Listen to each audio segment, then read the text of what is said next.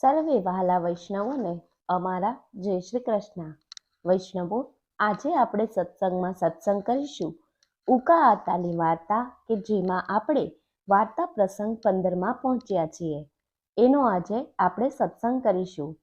સત્સંગની શરૂઆત કરીએ એ પહેલાં આપ સર્વે વૈષ્ણવોને મારી વિનંતી છે કે જો તમે અમારી ચેનલ સબસ્ક્રાઈબ ન કરી હોય તો અવશ્ય કરી લેજો અને અમારા ગ્રુપમાં ન જોડાયા હોય તો જોડાઈ જજો, જેથી તમને દરરોજનો સત્સંગ મળી રહે. હવે શરૂ કરીએ આજનો આપણે સત્સંગ. ઉકો કહે, હે આતા, તમે કહેતા હતા ને કે લાડકી માની બીજી વાતો હું પછી કરીશ, હવે કહો ને. આતા કહે, સાંભળ ઉકા, મોટે ખંભાળીએ લાડકીમાં રહેતા, મૂળ તો કચ્છના, પોતે ઢાઢા ઢાઢી થાતા, પણ શું કાયા ફરે ને નાચે, હો ભાઈ હો. એનો ધણી ઢાઢણ થાય પણ શું શોભા, ભગવાનના નામ લેતા જ લાજ તો સૌ ગાવ ભાગી જાય, એવો રંગ જામે, દેહનોય ભાન ન રહે, વળી વચન સિદ્ધિ હતા. એના સગામાં એક બાઈ બહુ નાણાવાળી, પણ ડીલે કોઢના ચાઢા નીકળ્યા, ઘણા વેદનું ઓસડ ખાધું પણ મટે નહીં. પછી જાણ્યું કે લાડકીમાં વૈષ્ણવ છે, આશીર્વાદ દીએ તો મારો કોઢ જાય. પછી માની કણે આવીને કહ્યો, ફૂઈ, હણે કોઢ ખાઈ? ફૂઈ કહે, ફૂરો કરા. બાઈ કે મટાડીવી ને. માં કે આવું કે વેદ થોડી ઈન. બાઈ કે ફૂઈ, વેદજી દવા તો ખાઈ વિની, કઈ ન થઈ વિનો. હવે ફૂઈ, તું મટાડીવી ને તો મટે. તઈ ફૂઈ કે હું કહું એ ન બને. બાઈ કે કૂરો. ફઈ કે 10,000 કોરી વિન, તડે મટાડી દઉં. બાઈ કે 10,000 ને 5 દિયા, હણે દિનતાના તો. પછી કોરી 10,000 પુગાડી. માએ મોટો માંડવો એટલે કે મનોરથ કર્યો. વિઠ્ઠલેશજીને પોરબંદરથી પધરાવ્યા, મરજાદી પણ 200 ખરા. વૈષ્ણવ તો 7-8 હજાર થયા. આનંદનો તો પાર નહીં, સામૈયા થયા. રાતે ઊનો મોનો ભોગ એટલે કે શેરો કર્યો. પીરસવાને તો ઘણાય હતા, પણ કોણ પીરસે?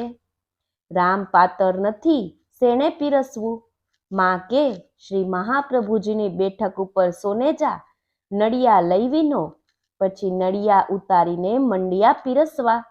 મરજાદી વૈષ્ણવોને પહેલા પીરસ્યું. રાતનો વખત એટલે ભાડિયું ન ભાડિયું થયું. કોકે અડધું ખાઈ લીધું અને કોકે 1-2 ગરસ લીધેલ ને કોકે નહોતું લીધું.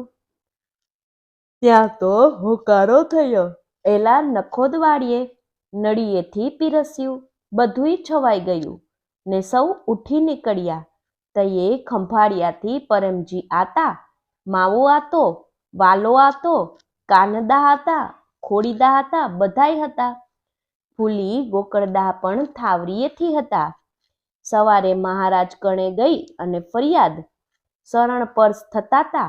પડધરીથી નાનજી અદા મૂળજીભાઈ, લાધો બાપો, સોની વૈષ્ણવ મરજાદી, દયારમભાઈ, ત્રિભુવનદા, રણછોડ અદા, વેલજીનો બાપ ગોરધનદા, ધ્રોળવાળા જીવોભાઈ પણ બેઠા હતા. ત્યાં વણથલીથી કરસનદા ને દેવકરણભાઈ આવ્યા. એટલામાં પાનબાઈ ભરામણ વૈષ્ણવ પણ આવ્યા ને બાવાને પૂછ્યું, હે પાનબાઈ, આ મરજાદીજી વાત કરે છે એ સાચી છે કે કેમ? પાનબાઈ કે આ પરાસીન વૈષ્ણવ મથુરદા છે એ હતા ને જેતપુરવાળા ભામજી અદાને ગોમતી હતી. બધાએ દીઠું નલિયેથી પીરસતા. વાત તો સાચી છે. પછી બાવાએ કહ્યું, માને બારકો, લાડકી માને બરકી આવ્યા. આપે કહ્યું, માં, બધાય કહે છે કે રાતે માએ નળિયેથી માનભોગ પીરસાવ્યો. નળિયેથી પીરસાય ખરો? માં કહે, હું એ કહું છું કે નળિયે કાંઈ પીરસાય? તોય આ બધા કહે છે એ ખોટું છે. માં કે ના બાવા, સોનાના નળિયા મેં એને લેવાનું કહ્યું હતું.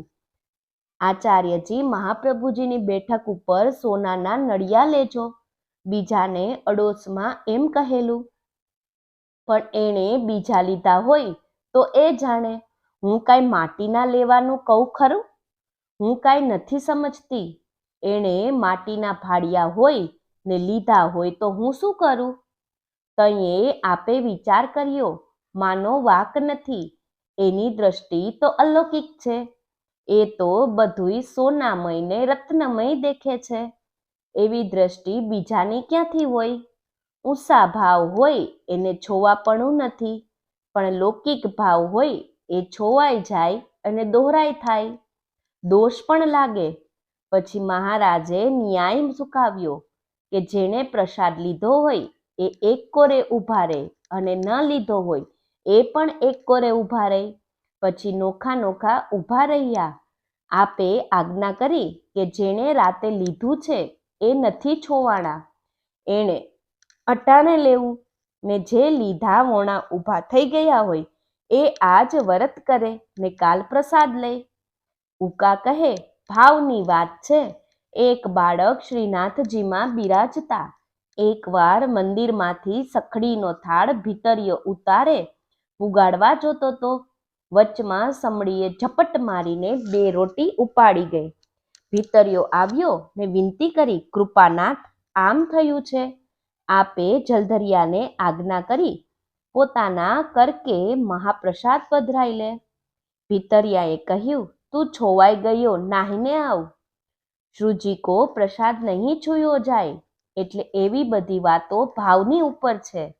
એટલે ભાવનું દાન તો બાળકની કૃપાથી થાય ને કાં તો તાદ્રસી વૈષ્ણવની કૃપા થાય તો પ્રાપ્ત થાય. ઉકા કહે, હે આતા, પછી બાઈના કોઢનું શું થયું? આતા કહે, મધ્ય ખેલને દીબાએ માને કહ્યું, માં, મારું કંઈ કરશો? માં કે, કરું છું. વૈષ્ણવને અસાવવાનો એટલે કે હાથ ધોવાનો એક ખાડો ગાળેલ. કાનરાહે માએ કહ્યું, ઓલિયા વૈષ્ણવે અસાવ્યા છે, ઈ ખાડામાં આને બેસાડને. એ જૂઠાણાનો ખૂબ લેપ અને હાથે કરાય બાઈને. એ જરાય લૂગ લાવીશ તો મટશે નહીં, તારા ખર્ચિયા પાણી થશે. પછી બાએ બહુ જ ભાવપૂર્વક એમાં બેઠીને શરીરે ખૂબ જૂઠણું ચોટ્યું. પછી માં કે, ઢકાન્યા, એને કૂવે હવે લઈ જા ને 108 ગાગરથી નવરાવ્યા. પછી નવરાવી ત્યાં તો કોઢનું નામ ન રહ્યું. કાયા તો સૌના રોખી થઈ ગઈ.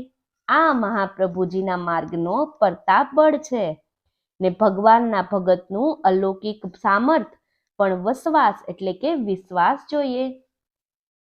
એવા સર્વે વહાલા વૈષ્ણવોને મારા જય શ્રી કૃષ્ણ. તો વૈષ્ણવો, જો તમને અમારો સત્સંગ છેલ્લે સુધી સાંભળ્યો હોય એ બદલ આપનો ખૂબ ખૂબ આભાર. અને જો તમને અમારો સત્સંગ ગમ્યો હોય તો અવશ્ય લાઈક કરજો અને વધુમાં વધુ વૈષ્ણવો સુધી શેર કરજો.